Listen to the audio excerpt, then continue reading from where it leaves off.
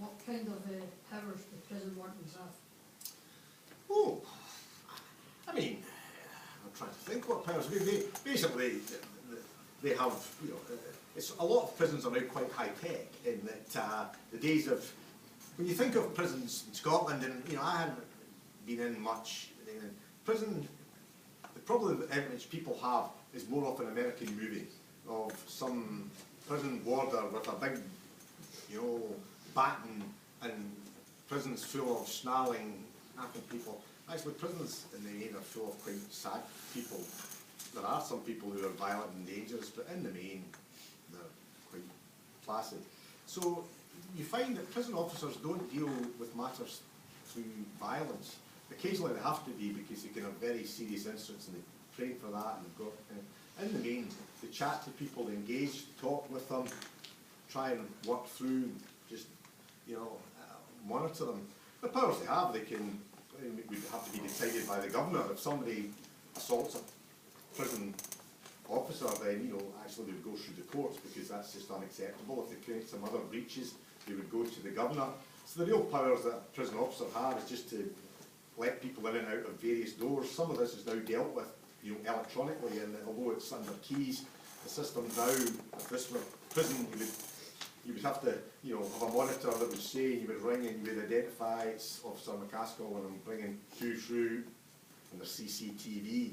So the powers are more of watching, just to make sure things are not going on untoward, looking out for, you know, any organised violence, you know, because sometimes, especially in, you know, young offenders, it can be repetition, whether it's football-related disorder or whatever, and equally trying to address drugs, and also looking out for people just to see what their issues and problems are, because, you know, we hardly ever get anybody murdered in a prison, but tragically we quite often get people committing suicide or attempting to commit suicide, so a lot of their time will be spent working out what's the problem, you know, can we talk it through. So they do an awful lot.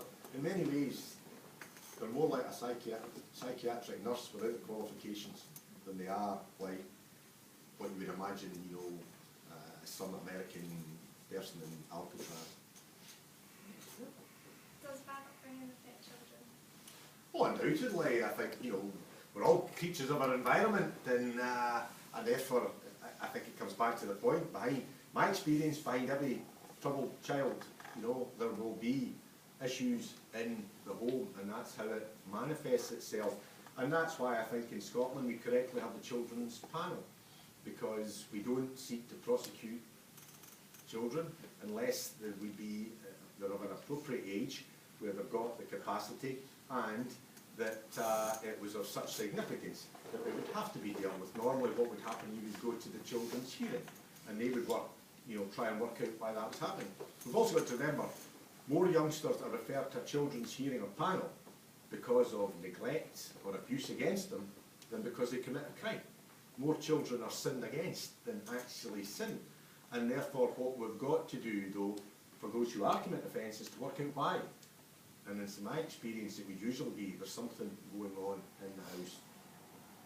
You know, mum's got a new boyfriend and he's belting her or he's belting him. All these situations. So in the main, it's about solving the issue and solving the problem. And if there are difficulties at home, it's the same for everybody. For a child, for an adult, if you're not happy and you're trouble, it shows sometimes in health, sometimes in how you behave. It shows in a variety of ways. And what, in your opinion, why do men call it a crime? I think it goes back. It's, you know, there's a small percentage of people who view prison as a occupational hazard.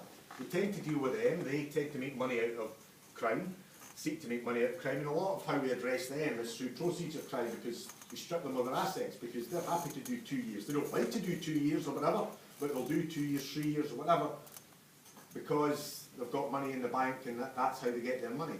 So what we do with them is we take their cars, houses, strip them of their assets, but they're a very small number of people.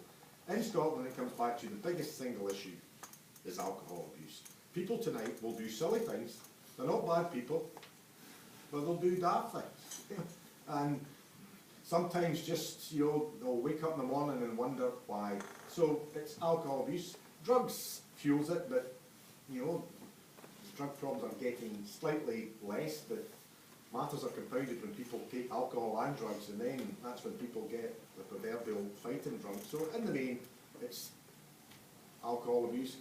Poverty will begin to ratchet up, but in my experience, most poor people would, die 1,000 deaths before they would, but occasionally if you're under pressure, you'll do silly things. If you've got debt, you might, start touching the work account, what you're able to do. But in Scotland, we've got higher rate of offending than other countries. It's down to alcohol abuse. If we get that down, then actually we'll be a remarkably good country, because we've got the lowest recorded crime in 39 years. We've seen a reduction, as I said to Jenny earlier, 60% in knife carrying since 2006-07. We've got the lowest homicide rate since 1976. Scotland actually is, a good place.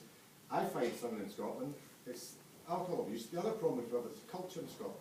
There's a culture of heavy drinking, tied in with a culture of machismo. That we are this country that's full of hard men and hard people, no like softies for elsewhere, and folk get a bit lippy, then you give them a square go or something like that. Frankly, it's idiotic. It's nothing to be proud of. We've got lots of things to be proud of in Scotland, and how much we drink, and this macho, rough, tough, isn't what we should be proud of. So we've got to change that culture. I think it's coming.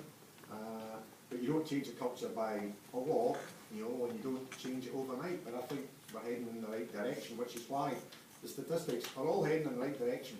The only issues where we've got an increase in crime are usually in sexual offences, where people feel more able to report it. It's not that there's more crime, it's that people feel more comfortable reporting it. So I think it's probably changing that cultural attitude in Scotland as well, because again, Jane and I were talking about, I like the movie Angel Share, but we still, personify and dine out in Scotland that Scotland's this place, especially the rest of Scotland.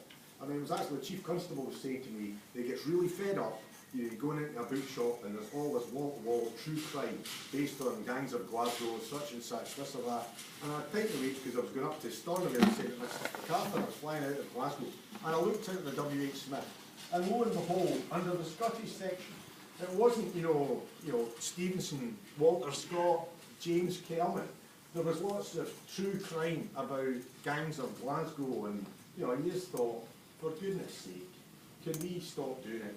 And it's the same in East of Scotland. I remember when the Borders bookshop used to be going in, and there was this set-up from somebody who claimed to be a significant football casual supporting Hibernian FC.